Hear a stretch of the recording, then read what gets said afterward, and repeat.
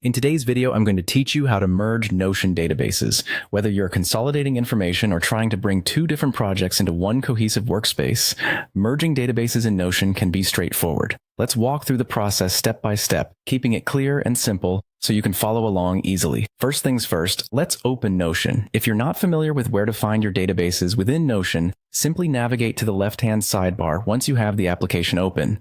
This sidebar is your go-to navigation tool, giving you access to both your pages and databases. Now that Notion is open, let's locate your target database. This is essentially the database you want to move your information into. Ensure you've opened it completely so it displays all the columns and rows neatly.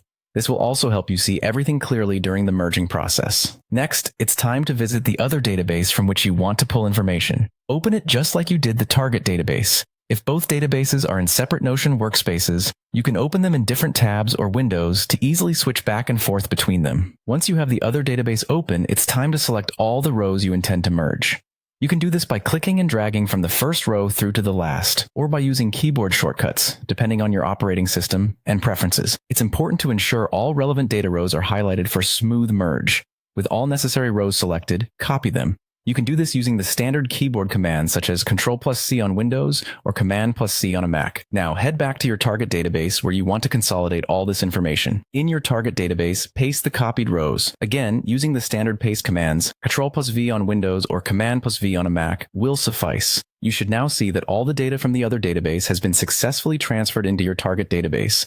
This is a crucial step, so ensure everything is in place before moving on. Finally, let's address any duplicates or unused columns that might have come along with the merge.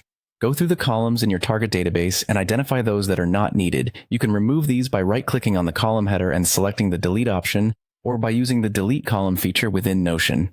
This cleanup step ensures your database remains organized and relevant to your current needs. And there you have it. You've successfully merged databases in Notion. Remember, organization is key in maintaining an efficient workspace. Thanks for watching, and I hope you found this tutorial helpful. If you did, don't forget to like and subscribe for more Notion tips and tutorials. Happy organizing!